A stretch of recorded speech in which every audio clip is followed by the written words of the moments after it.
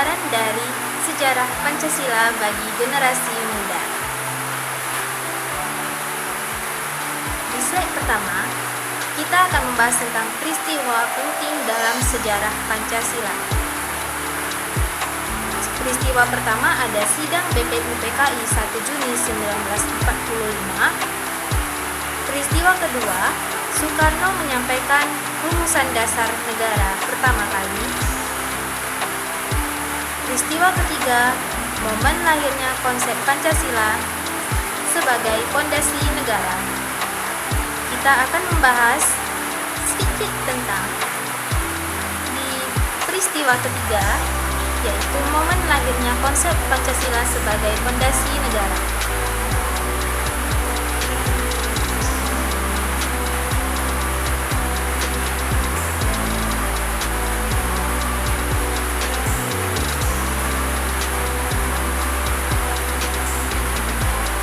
Momen lahirnya Pancasila bermula dari masa ketika Indonesia berada dalam tekanan kekuasaan Jepang pada tahun 1945. Jepang yang semakin terdesak dalam Perang Dunia Kedua mulai menjanjikan kemerdekaan kepada bangsa Indonesia. Untuk mempersiapkan hal tersebut, Jepang membentuk BPUPKI, sebuah badan yang bertugas merumuskan dasar negara serta arah Indonesia setelah merdeka. Sidang pertamanya berlangsung pada 29 Mei 1 Juni 1945. Kita bahas sedikit tentang BPUPKI. BPUPKI adalah singkatan dari Badan Penyelidik Usaha-Usaha Persiapan Kemerdekaan Indonesia.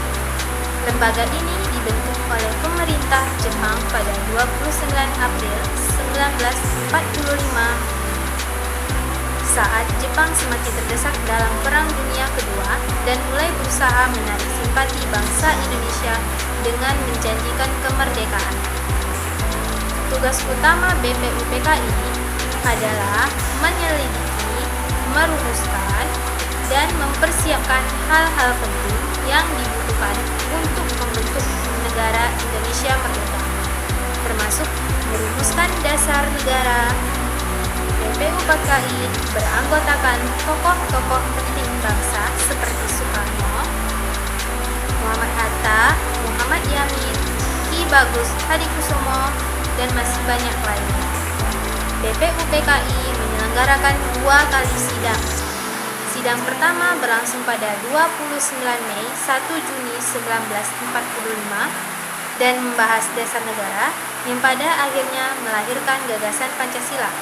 Sidang kedua berlangsung pada Juli 1945 dan membahas rancangan undang-undang. Kembali pada pembahasan.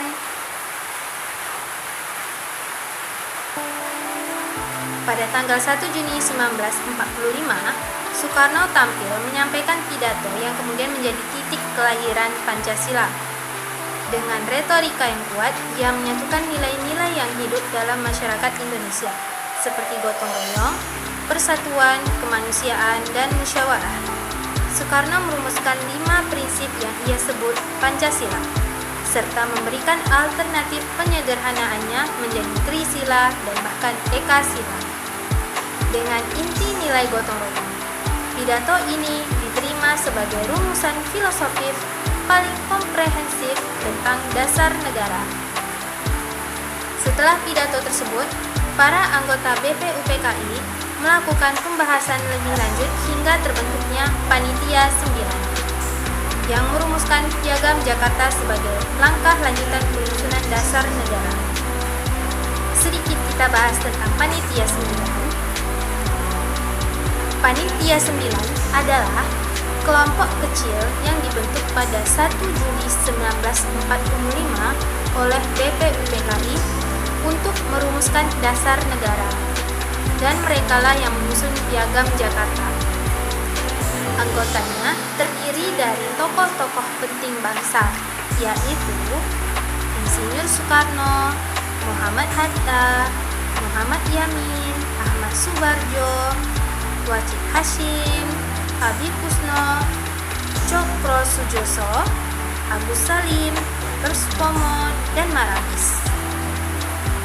Mereka dipilih untuk mewakili sebagai golongan, baik nasionalis maupun tokoh-tokoh Islam, sehingga rumusan dasar negara bisa diterima oleh seluruh bangsa Indonesia.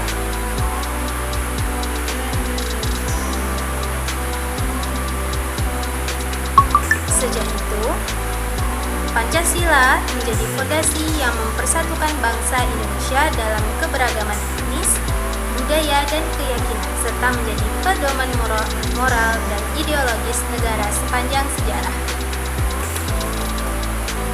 Lanjut ke slide 2, yaitu nilai Pancasila yang terkandung di dalam peristiwa momen lahirnya konsep Pancasila sebagai fondasi negara. Sila pertama yaitu menjunjung toleransi umat beragama. Di sila kedua mengutamakan keadilan dan hormat. Sila ketiga mengedepankan kebersamaan sebagai bangsa. Sila keempat mengutamakan musyawarah mufakat. Sila kelima pemerataan kesejahteraan untuk semua.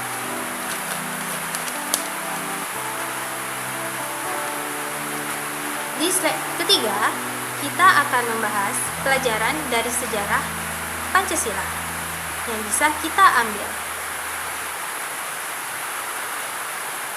Yang pertama, perbedaan bukan alasan untuk berpecah. Pentingnya pemimpin yang visioner, nilai luhur bangsa harus dijaga dan diamalkan. Semangat persatuan tetap relevan sepanjang masa. Di slide keempat, di situ ada relevansi bagi generasi muda.